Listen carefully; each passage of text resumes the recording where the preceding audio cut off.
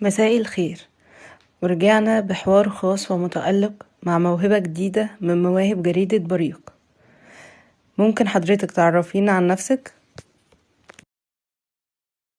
مساء النور. أنا اسمي أميرة السباعي، 35 سنة. بس عايز تعرفي ايه تاني؟ أهلا بحضرتك. حضرتك منين وموهبتك ايه؟ أنا من طنطا، وموهبتي الدوبلاج والفويس اوفر، وطبعا في فرق بين الاتنين يعني. الدوبلاج ده اللي هو اللي بنسمعه في صوت الكرتون والحاجات دي. الفويس اوفر اللي بنسمعه في صوت الإعلانات، انه إعلان بيبقى شغال قدامك وفي حد بيتكلم بيشرح لك الإعلان. ما شاء الله. عرفينا أكتر عن دراسة حضرتك، وهل الموهبة أعاقت حضرتك عن الدراسة؟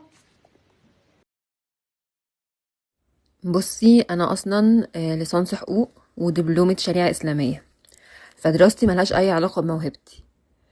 ووقت الدراسة أصلا أنا ما كنتش بشتغل في الدوبلاج ولا الفويس أوفر، ولا كنت أصلا اتجهت للموضوع ده.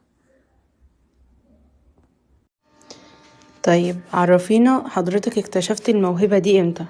وهل واجهت أي صعوبات أو أي انتقادات من المجتمع اللي حواليكي؟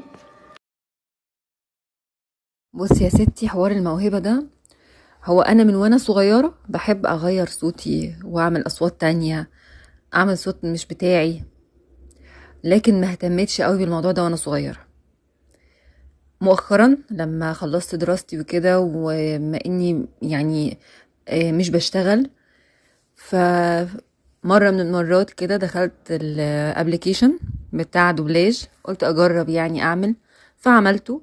فلما سمعته واللي حواليا سمعوه عجبهم قوي، فوقتها عرفت انه انا اصلا عندي الملكة دي. فخلاص قررت بقى ان انا بعمله، بس انا بعمله بغرض الاستمتاع لنفسي وللي حواليا، مش شغل. ولكن انا في حد برضو ليه فضل عليا في الموضوع دوت، في موضوع بقى الفويس اوفر. اسمه مستر محمد الفرماوي. هو اصلا فويس اوفر معروف وبيعمل اعلانات دولية وفي مصر. هو خدني مرة، سمع صوتي فعجبه وخدني وعملت معاه اعلانين، وكانوا اعلانين كويسين للراديو يعني.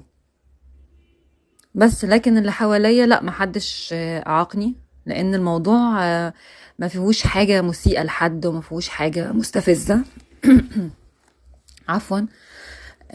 هو مجرد ترفيه وحاجات لذيذة واعلانات لطيفة، فلا ما فيش حد انتقدني، لا. لو حتى في انتقاد بيبقى من الناس اللي فاهمة في المجال، انه مثلا محتاجة تعملي حاجة هنا، محتاجة تعملي في صوتك حاجة هنا، بس انتقاد اللي هو الايجابي بس. او زي ما بيقولوا اللي هو النقد البناء بس، وده انا برحب بيه جدا ومفيش اي مشكلة. نفسك تحققي ايه في حياتك؟ ومين بيدعم حضرتك من الناس اللي حواليك؟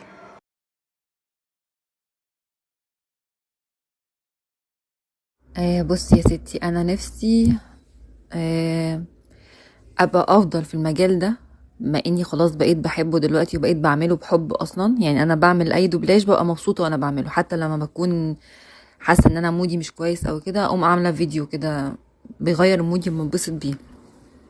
فنفسي يعني ان انا ابقى معروفه اكتر، ويبقى عندي فانز اكتر.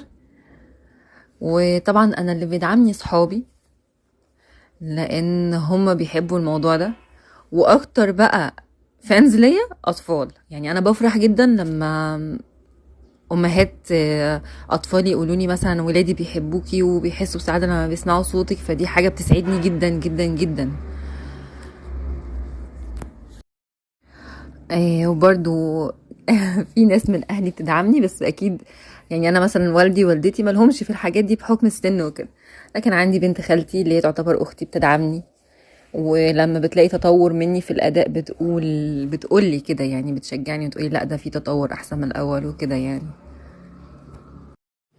ربنا يديمهم لحضرتك. ممكن تقولي لنا حاجة من تعليقك الصوتي على حاجة انتي حباها؟ تمام، هعملك دوبلاج. مثلا نقول ايه، مرحبا يا نور، أنا سعيدة جدا لأنني معك. وممكن أعمل لك برضو بالعامية المصرية. أم... ريبونزيل. يا ماما، من بدري وأنا عايزة أقولك حاجة مهمة جدا وأنتي مش مهتمة. هقولك بكرة عيد ميلادي. ترى لا لا لا، أنا فاكرة كويس، عيد ميلادك كان السنة اللي فاتت. عسل قوي ما شاء الله، وربنا يبارك في حضرتك ومن تقدم لتقدم. حضرتك حابة توجهي كلمة لشخص في نهاية حوارنا؟ هو كلمة الأشخاص لأي حد بجد بيشجعني وبيدعمني، أنا فعلا الكلمة بتفرق معايا، الكلمة الحلوة بتفرق معايا. في ناس معينة مؤخرا كده بجد، يعني لما بعمل أي حاجة بتفرحني وبيدخلوا يكلموني يقولي لي احنا بنحس ببهجة لما بنسمع صوتك، ودي حاجة بتسعدني جدا. فأنا بحب أشكرهم كلهم على كده. طبعا مش هقول أسامي، لكن هم عارفين نفسهم يعني. بس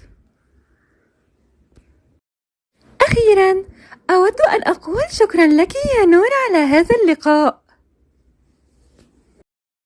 في نهاية الحوار أنا اللي أحب أشكر حضرتك على الحوار المتألق ده، وأتمنى أن حضرتك تحققي كل اللي بتتمنيه، وأتمنى لحضرتك النجاح في كل اللي جاي. وكان شرف لينا عمل اللقاء مع حضرتك في جريدة بريق. حبيبتي شكرا ليكي انتي، والله نورتيني وشرفتيني وزودتيني كمان.